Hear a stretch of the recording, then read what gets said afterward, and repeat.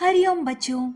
पिछले सप्ताह आपने देखा कि सेठ मलूक चंद ने पुजारी को सबक सिखाने की ठान ली और कहीं छुपने के लिए चला गया जहां कोई न पहुंच सके। उसके बाद क्या हुआ हम देखेंगे आज की कहानी में। फिर संस्कृति सुबास में हम जानेंगे कि प्राचीन समय में हमारे ऋषि मुनि हजारों वर्ष क्यों जी पाते थे। स्वास्थ्य सुरक्षा में हम जानेंगे गर्मियों का गुणकारी फल तरबूज के फायदे। इसके अलावा ज्ञान का चुटकुला, ज्ञान विज्ञान प्रतियोगिता, भजन और अंत में पूज्य बापूजी के श्रीमुख से सुनेंगे पावन सत्संग। तो आइए पूज्य गुरुदेव का स्मरण करते हुए शुरू करते हैं आज का बाल संस्कार केंद्र। जंपिंग। सभी बच्चे थोड़ी देर अपने स्थान पर खड़े होकर कूदेंगे।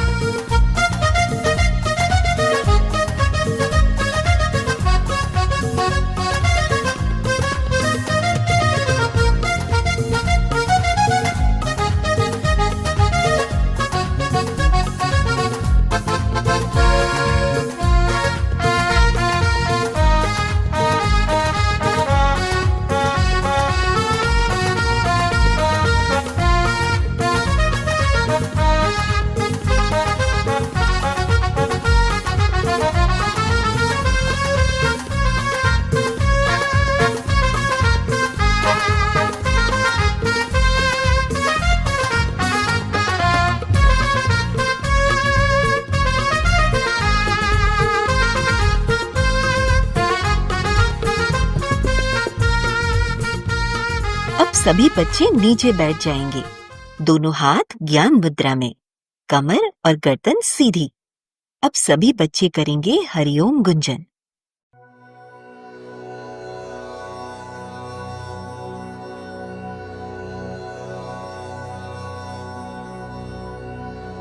हरि ओम।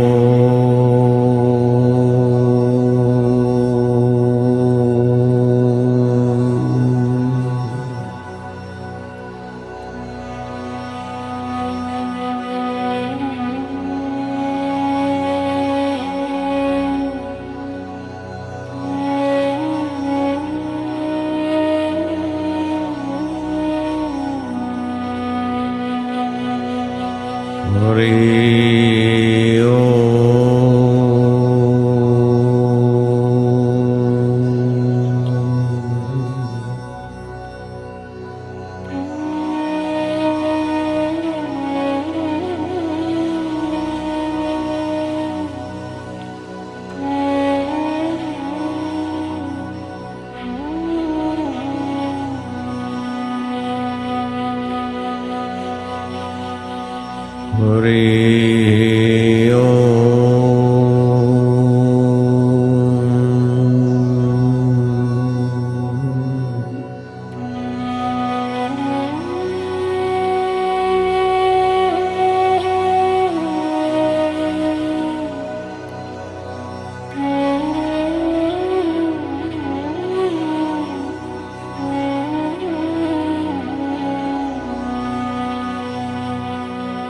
हरि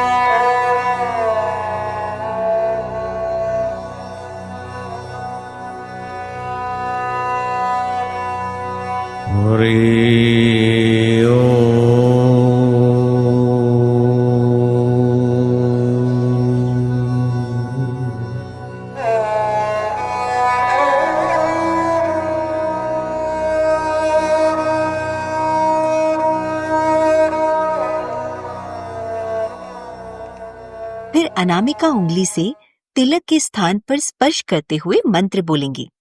ओम गम गणपतये नमः। ओम श्री सरस्वत्यै नमः। ओम श्री गुरुभ्यो नमः। अब सभी बच्चे हाथ जोड़कर पूज्य सद्गुरुदेव की प्रार्थना करेंगे।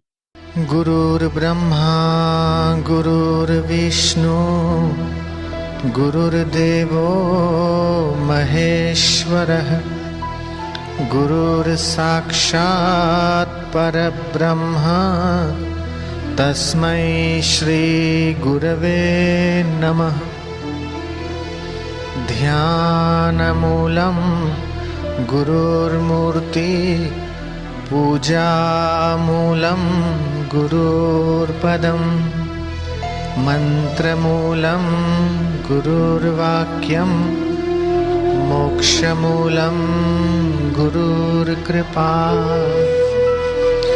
अखण्डमण्डलाकारं व्याप्तं येन चराचरं तत्पदं दर्शितं येन तस्मै श्रीगुरवे नमः। त्वमेव माता च पिता त्वमेव त्वमेव बन्धु च सखा त्वमेव त्वमेव विद्या द्रविणं त्वमेव त्वमेव सर्वं मम देवदेव ब्रह्मानन्दं परमसुखदं केवलं ज्ञानमूर्ति द्वन्द्वातीतं गगनसदृशं तत्त्वमस्यादिलक्ष्यम् एकं नित्यं विमलमचलं सर्वधी साक्षिभूतं भावातीतं त्रिगुणरहितं सद्गुरुं तं नमामि।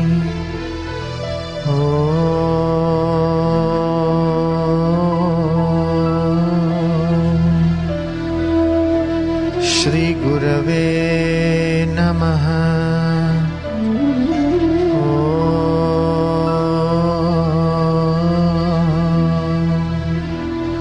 श्री गुरवे नमः।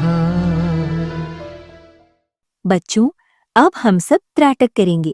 त्राटक से हमारी एकाग्रता और याद शक्ति बढ़ती है।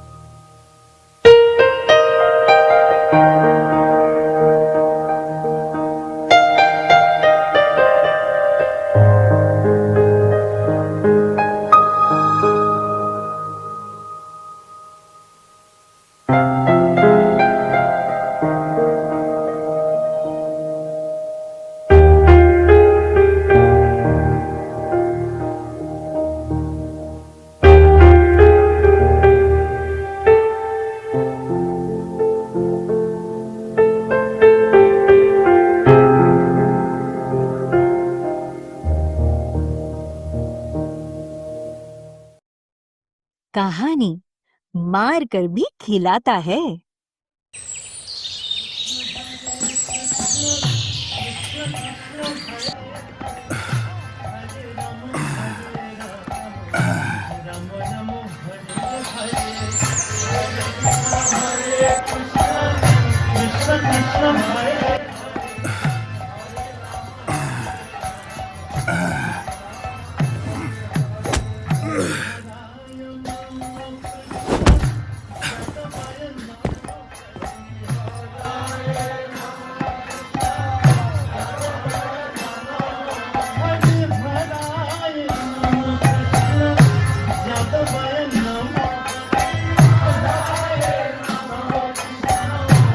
हद हो गई है।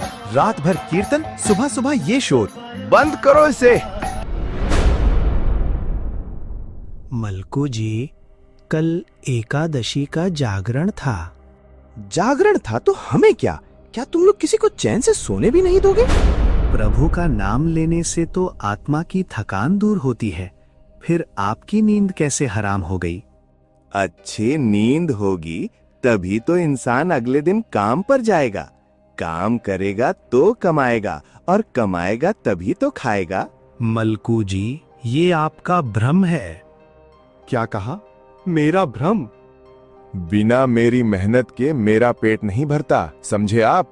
ये आपके भगवान किसी का पेट नहीं भरते। निमित्त आप भले हों, पर सच तो यह है कि खिलाने वाला वो जगन नियंता ही है, वही सबका पालनहार है। अच्छा, आप कहना चाहते हैं कि वो ऊपर वाला हर किसी के मुंह में निवाला डालने आता है। मैं जो अपने हाथों से कमाता हूं, क्या वो भी कोई और करवाता है? हाँ, बिल्कुल। अगर ऐसा है तो सुनिए पुजारी जी, अगर आपके भगवान ने मुझे अगले 24 घंटों में खाना नहीं खिलाया तो आपको ये ढोंग और भजन कीर्तन हमेशा के लिए बंद करना होगा। वो सबको खिलाता है मलकू जी, और अगर कोई ना खाना चाहे तो वो मार कर भी खिलाता है। मलूक चंद पैर पटकता हुआ मंदिर से बाहर निकल जाता है। हाँ, अब इस पुजारी के बच्चे को सबक सिखाना ही पड़ेगा। मैं ऐसी जगह जाकर छुपूंगा जहां कोई ना पहुंच सके। मलूक चंद पूरे शहर में घूमा, उसे कोई ऐसी जगह नहीं मिली जहां वो छुप सके। फिर चलते चलते शहर से दूर एक जंगल पहुंचता है। अब तो लगता है घने जंगल में ही जाना पड़ेगा।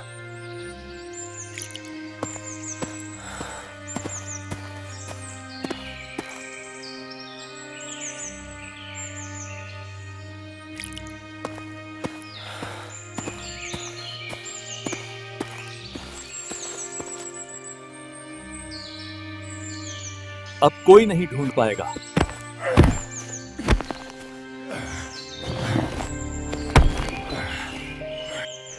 अब देखता हूँ यहाँ कौन खिलाने आता है। ना कोई इंसान, ना कोई घर। आज तो पुजारी की हार पक्की है। घंटे बीतते जाते हैं।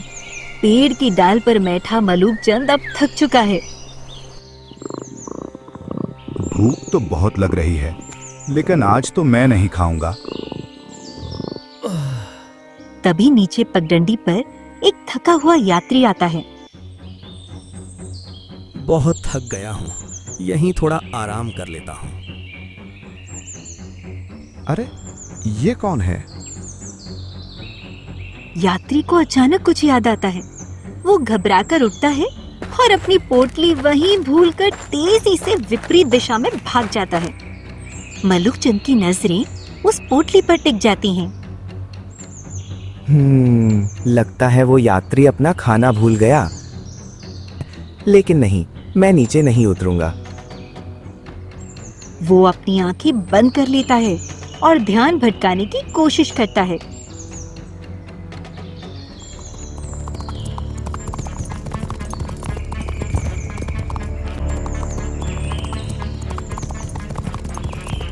यहीं रुको। उस्ताद, देखिए, यहाँ कोई थैला पड़ा है। जल्दी देखो इस थैले में क्या है।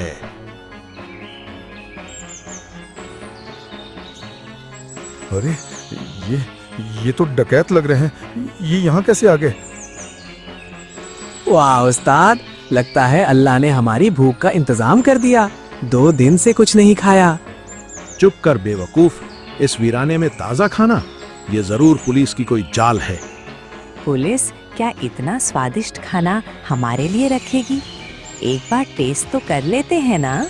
चुप कर ना समझ, किसी दुश्मन ने इसमें जहर मिलाकर रखा होगा हमें मारने के लिए। आसपास कोई ना कोई जरूर छिपा होगा, ढूंढो उसे। अरे, अब तो मैं पकड़ा जाऊंगा।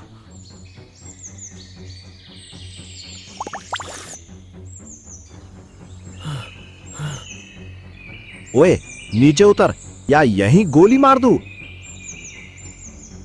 ये ऐसे नहीं उतरेगा, इसे पकड़ कर लाओ।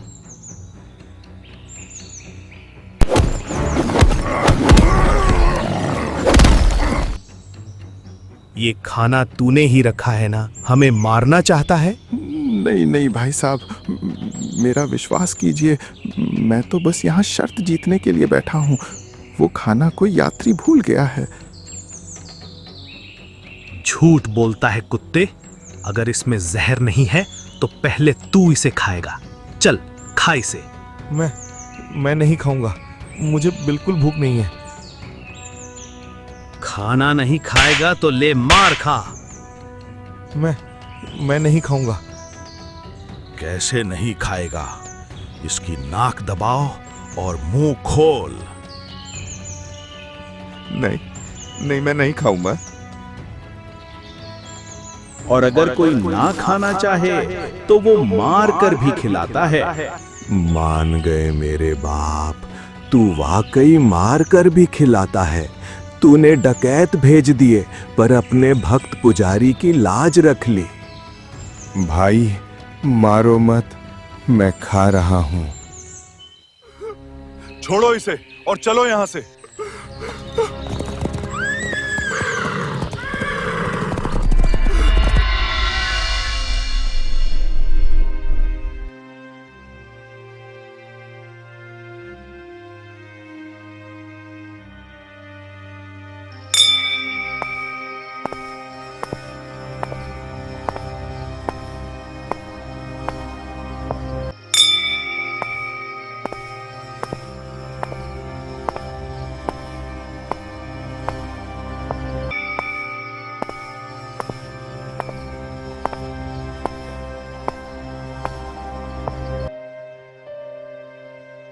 पुजारी जी, मुझे क्षमा कर दीजिए। मेरा अहंकार हार गया। आपकी बात पत्थर की लकीर निकली। वो वाकई मार कर भी खिलाता है। आज मैंने अपनी आंखों से उसका चमत्कार देखा है। पुजारी जी मलूकचंद को उठाते हैं और उससे स्नेह से गले लगा लेते हैं। मलकू जी, मैंने तो बस प्रार्थना की थी कि प्रभु मेरी नहीं अपने नाम की लाज रख लेना। वो सर्वसमर्थ है, उसके लिए कुछ भी असंभव नहीं।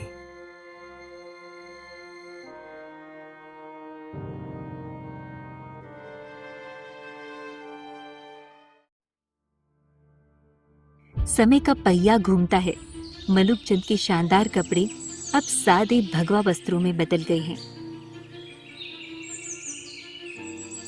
मलूकचंद अब संत मलूकदास के रूप में जाने जाते हैं। उनके चेहरे पर वही तेज है जो कभी पुजारी के चेहरे पर था।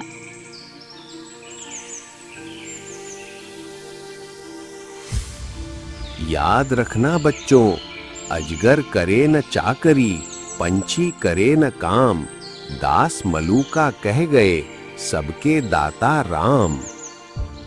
जिसने मलूकचंद को मारकर खिलाया, मलूकचंद ने उसी ईश्वर की खोज में अपना जीवन लगा दिया। एक घमंडी व्यापारी संत मलूकदास बनकर हमेशा के लिए अमर हो गया। इसलिए अहंकार त्यागिए, क्योंकि हमारा असली पालनहार वही है। सभी बच्चे जोर से बोलेंगे, सद्गुरुदेव भगवान की जय। अब हम गाएंगे मधुर भजन।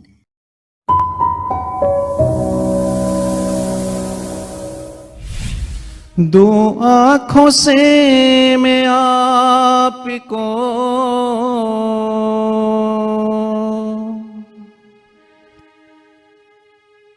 दो आँखों से मैं आपको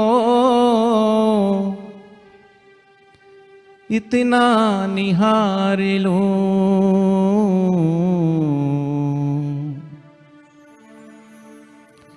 जी कर रहा है आप पे ये जाने वार दूं, अजी जी कर रहा है आप पे ये जाने वार दूं, जी कर रहा है आप पे ये जाने वार दूं, जी कर रहा ये जानवार दो आँखों से मैं आपको दो आँखों से मैं आपको बापू दो आँखों से मैं आपको दो आँखों से मैं आपको बापू इतना निहारी लूं, जी कर रहा है आप पे ये जाने वार दूं, जी कर रहा है आप पे ये जानवार दूं।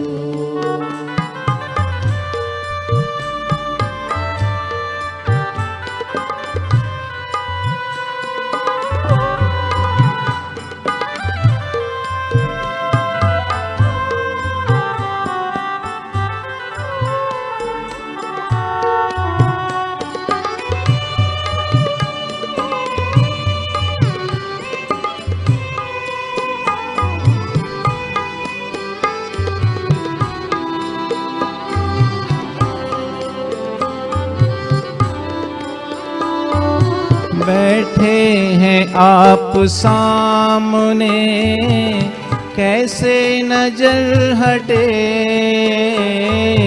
बैठे हैं आप सामने कैसे नजर हटे, हो बैठे हैं आप सामने कैसे नजर हटे, बैठे हैं आप सामने कैसे नजर हटे, तारीफ लब पे आपकी रोके भी ना रुके,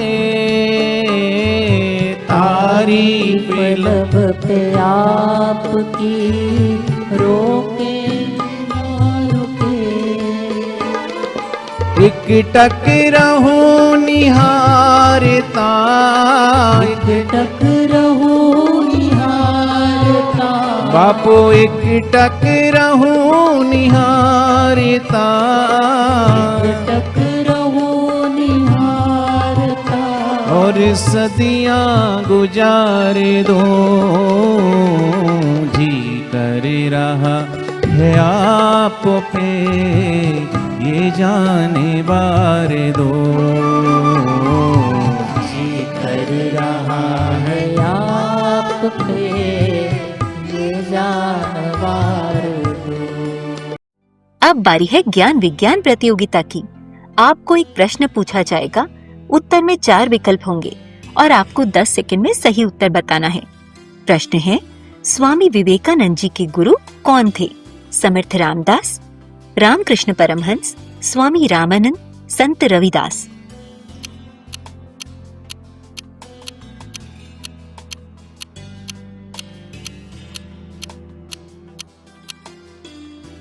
प्रश्न का सही उत्तर आपको सत्र के अंत में बताया जाएगा।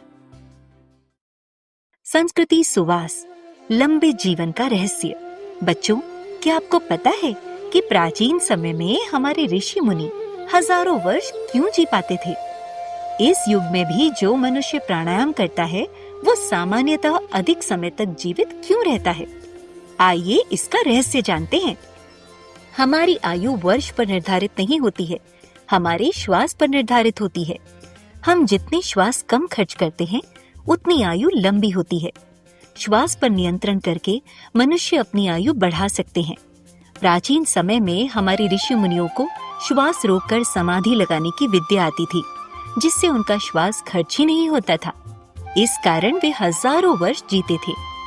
जो पशु अधिक श्वास खर्च करते हैं वे कम जीते हैं, जैसे खरगोश, कबूतर, बंदर, कुत्ता आदि 1 मिनट में 30 से 40 श्वास खर्च करते हैं, तो वे 8 से 15 वर्ष तक जीते हैं। घोड़ा 1 मिनट में 19 श्वास खर्च करता है, वो करीब 50 साल तक जीता है। हाथी 1 मिनट में 12 व कछुआ केवल 5 श्वास खर्च करता है, इसलिए उनकी आयु लंबी होती है। मनुष्य यदि 1 मिनट में 15 श्वास खर्च करे तो वो अधिक जी सकता है। मनुष्य प्राणायाम करके भी श्वास की बचत कर सकता है, इससे वो स्वस्थ भी रहेगा और अधिक समय तक जीवित भी। परंतु अधिक भोग, चिंता, क्रोध, बीमारी आदि के कारण श्वास की गति विषम हो जाती है और अधिक श्वास खर्च होते हैं, जिससे व्यक्ति जल्दी मर जाता है। पूज्य बापूजी कहते हैं, यदि तुम समता में जीते हो, प्राणायाम आदि करते हो, तो श्वास कम खर्च होते हैं और तुम अधिक समय तक जीवन जी सकते हो। स्वास्थ्य सुरक्षा, गर्मियों का गुणकारी फल तरबूज। बच्चों, गर्मियों में तरबूज का सेवन करना चाहिए। तरबूज शरीर में पानी की कमी को दूर करता है। ये विटामिन का अच्छा स्रोत है। आयुर्वेद के अनुसार तरबूज शीतल और बलवर्धक होता है। ये पेट को साफ करता है, शरीर की गर्मी दूर करता है, हृदय रोग, हाई बीपी और रक्त संचार संबंधी रोगों में लाभकारी है। शारीरिक श्रम के बाद इसे खाने से थकान दूर होती है और तृप्ति मिलती है। तरबूज के सेवन से पेशाब खुलकर आता है, अतः यह पथरी व गुर्दे संबंधी रोगों को ठीक करने में मदद करता है। आंतों में चिपके मल को बाहर निकालता है, आंखों व त्वचा को स्वस्थ रखता है। बच्चों, अब हम श्री आशा रामायण जी की पंक्तियां दोहराएंगे।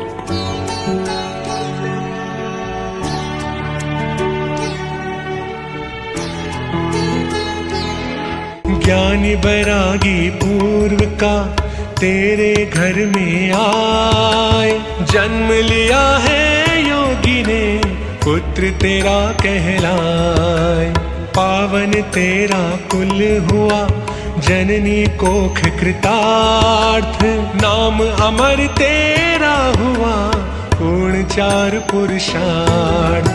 47 में देश विभाजन, सिंध में छोड़ा भू पशु और धन। भारत अहमदाबाद में आए, मणिनगर में शिक्षा पाए। बड़ी विलक्षण स्मरण शक्ति, आसुमल की आशु युक्ति। तीव्र बुद्धि एकाग्र नम्रता, त्वरित कार्य और सहनशीलता। आसुमल प्रसन्न मुख रहते, शिक्षक हसमुख भाई कहते। दे दे मक्खन मिश्री कूजा, माँ ने सिखाया ध्यान और पूजा। ध्यान का स्वाद लगा तब ऐसे, रहे न मछली जल बिन जैसे। हुए ब्रह्म विद्या से युक्त वे, वही है विद्या या विमुक्त ये। बहुत देर तक पैर दबाते, भरे कंठ पे तो आशीष पाते।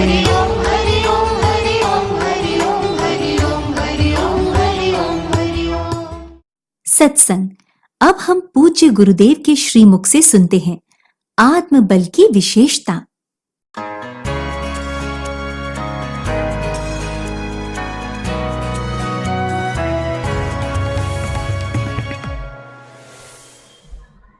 बल ही जीवन है, दुर्बलता मौत है। वो सैनिक था जिसमें बल था, जीवनी शक्ति थी, तो कौवा तो उससे दूर भागता था, सियाल तो उसके सामने फटक नहीं सकता था, और कीड़े मकोड़े उसको क्या नोचेंगे। लेकिन सैनिक मर गया है, बलहीन हो गया, कौवे उनकी आंखें नोच रहे, सियाल उसके आंत मुंह में लेकर इधर उधर भागे जा रहा, और कीड़े मकोड़े उसको टुकड़े टुकड़े कर रहे। बुढ़ी वैश्या या बुढ़ी माँ, बुढ़ी वैश्या को कौन पूछता, और बुढ़ी माँ को तो बेटे भी कम पूछते। वही हम बेटे थे, माँ में बल था और हम निर्बल थे, तो बार बार माँ माँ करके हम आप रोते थे। अब हमारे में बल आ गया और माँ निर्बल हो गई, और हमारे माँ के शरीर से हमारे पोषण की अब हमारे पास चिंता नहीं, तो हम माँ के तरफ उतना नहीं देखते थे जितना माँ पान कराती थी उस समय देखते थे।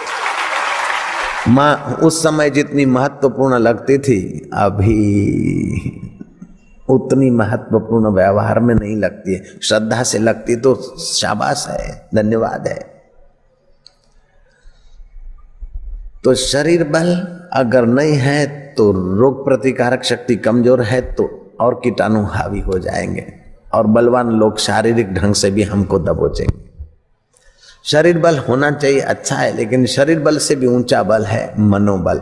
हाथी के पास शरीर बल बहुत होता है, ढेरों हाथी एक साथ सोते, उसमें से एक आध हाथी चौकी करता है कि हमें कोई उठा न ले जाए, मन की कमजोरी इसीलिए ऐसा सोचते। एक हाथी चौकी करता है, फिर भी शेरे बबर आ जाता है, धाड़ता है, तो सब भगदौड़ में पड़ जाते। और वो पतला दुबला शेर हाथी के सिर का खून पीता है, हाथी को चीर डालता है। हाथी में शरीर बल इतना है कि वो शेर को नींबू की नाई नीचो के फेंक सकता है अपनी सूंड से, और इटली की नाई कुचल सकता है अपने पैर से। मानो इटली कुचल दी तुम्हारे बच्चे ने, ऐसे हाथी शेर को कुचल सकता है अपने पैर से। लेकिन शरीर बल होने पर भी मनोबल नहीं है तो शेर हाथी पर हावी हो जाता है, हाथी भाग खड़ा होता है, मर जाता है। तो मानना पड़ेगा कि शरीर बल से मनोबल महत्वपूर्ण है। मनोबल से भी बुद्धि बल की बलिहारी है। शेर में मनोबल है, मानव में बुद्धि बल है, उस शेर को पिंजरे में रख देता है, सरगस में अपने चाबुक के इशारे से उठाता बैठाता है, जब दे तब खाए, न तो घूरता रहे। बुद्धि बल वालों ने मनोबल वाले शेर को भी अंदर रख दिया। बुद्धि बल कलेक्टर में, आईएएस ऑफिसरों में, डीएसपी में, डीवाईएसपीओ में, पीएसआईओ में, व्यापारियों में, उद्योगपतियों में अपने अपने ढंग का कम ज्यादा कईयों के पास बुद्धि बल है। ऐसे बुद्धि बल के धनी लोग भी नेता को राजी करने की बात ज्यादा ध्यान में रखते, क्योंकि नेता के पास संगठन बल है। जयराम जी की नेता का संगठन बल उन ऑफिसरों को सर करने को मजबूर कर देता है। इन सारे संगठन बल के धनी, चाहे नगर अध्यक्ष हो, चाहे एमपी हो, चाहे सेंट्रल का मिनिस्टर हो, ये संगठन बल, इन सब संगठनों बल से ऊंचा संगठन बल राष्ट्रपति और प्राइम मिनिस्टर की कुर्सी पर है। मानना पड़ेगा, कई एमपी राष्ट्रपति को और प्राइम मिनिस्टर को प्रसन्न रखने में विश्वास रखते हैं, करना होता है। तो प्राइम मिनिस्टर का जो संगठन बल है वो और संगठन बलों से ऊंचा माना जाता है। संगठन बल पाने के बाद भी अगर किसी के पास दूर की समझ है, 3 चीजों का सदुपयोग है, विचार का, समय का और पद द्रव्य का सदुपयोग है, तो वो सत्य बल जो इन चारों बलों को जहां से बल आता है उस आत्म परमात्मा बल में जगे हुए पुरुषों के संपर्क में रहते हैं, और संपर्क में रहते हैं तो उनका बल बरकरार रहता है, और संपर्क में नहीं रहते हैं तो संगठन बल भी धड़ाक धूम हो जाता है। इंदिरा के पास ये समझ थी, वो संतों के संपर्क में रहती थी।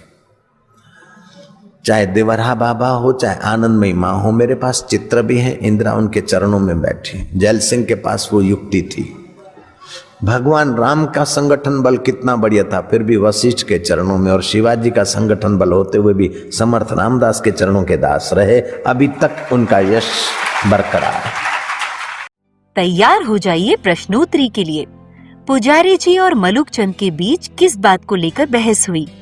यात्री पेड़ के नीचे अपना खाने का डिब्बा पोटली क्यों छोड़ गया? पुजारी जी की ये बात वो मार कर भी खिलाता है। जंगल में कैसे सच हुई?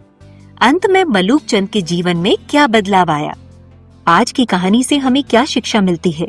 मनुष्य प्राणायाम करता है तो अधिक समय तक जीवित क्यों रह सकता है? घड़ी में आधा, सवा और पौने को संस्कृत में कैसे बोला जाता है? गर्मियों में तरबूज खाने से क्या फायदा होता है? आज के सत्संग से हमें क्या शिक्षा मिलती है? सभी बच्चे अपने अपने स्थान पर आरती करेंगे। शुभं करोति कल्याणं आरोग्यं सुख संपदा शत्रुबुद्धि विनाशाय दीपज्योति नमोस्तुते। दीपज्योति परब्रह्म दीपज्योति जनार्दन दीपो हरतु मे पापं संध्या दीपो नमोस्तुते। जगमग जगमग ज्योत जले मेरे बापू के दरबार में। जगमग जगमग ज्योत जले मेरे साईं के दरबार में। जगमग जगमग ज्योत जले मेरे बापू के दरबार में।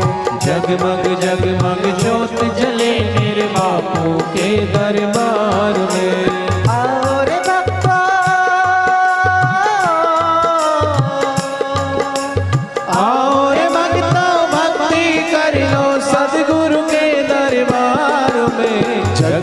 जगमग ज्योत जले मेरे बापू के दरबार में। जगमग जगमग ज्योत जले मेरे सदगुरु के दरबार में। निश दिन तेरा नाम पुकारे, निश दिन तेरी ज्योत जलाए। निश दिन तेरा नाम पुकारे, निश दिन तेरी ज्योत जलाए। और भक्ता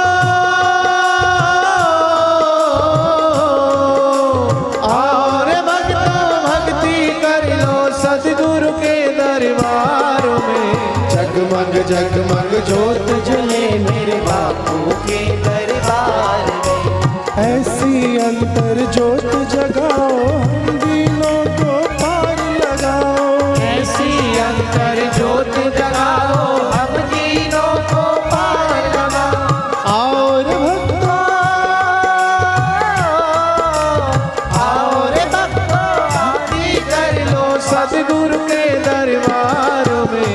जगमग जगमग ज्योत जले मेरे साईं के दरबार में। निराकार है ज्योत तुम्हारी, तीन लोक फैली उजियारी। निराकार है ज्योत तुम्हारी, तीन लोक फैली उजियारी। और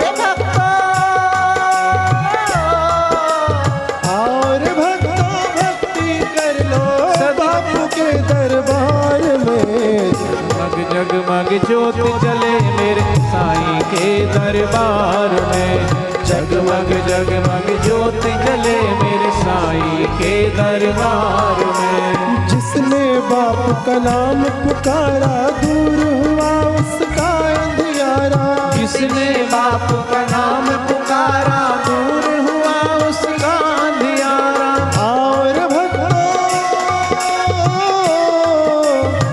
और भक्तों भक्ति कर लो बापू के दरबार में। ज्योत जले मेरे बापू के दरबार। नील गगन के चांद सितारे ऐसे लगे बापू नयन तुम्हारे। नील गगन के चांद सितारे ऐसे लगे बापू नयन तुम्हारे। और भक्तों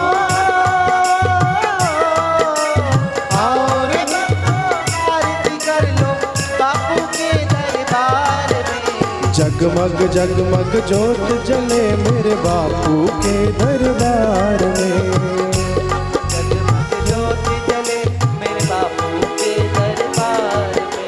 प्रेम सहित जो आरती गावे दुख दारिद्र्य निकट नहीं आवे। प्रेम सहित जो आरती गावे दुख दारिद्र्य निकट नहीं आवे। और भक्तों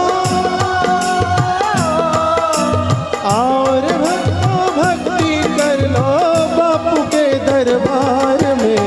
जगमग जगमग ज्योत जले मेरे बापू के दरबार में।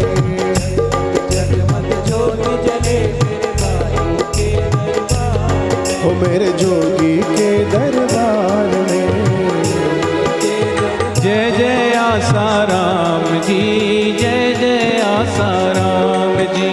जय जय आसाराम जी, जय जय आसाराम जी। करूँ मैं तेरी आरती, जय जय आसाराम जी। स्वामी मोहे ना विसारियो चाहे लाख लोग मिल जाए। हम सम तुमको बहुत है तुम सम हमको ना। दीन दयाल को बेनती सुनहो गरीब नवाज। जो हम पूत का पूत है तो है पिता तेरी लाज। हरि हरि ओम।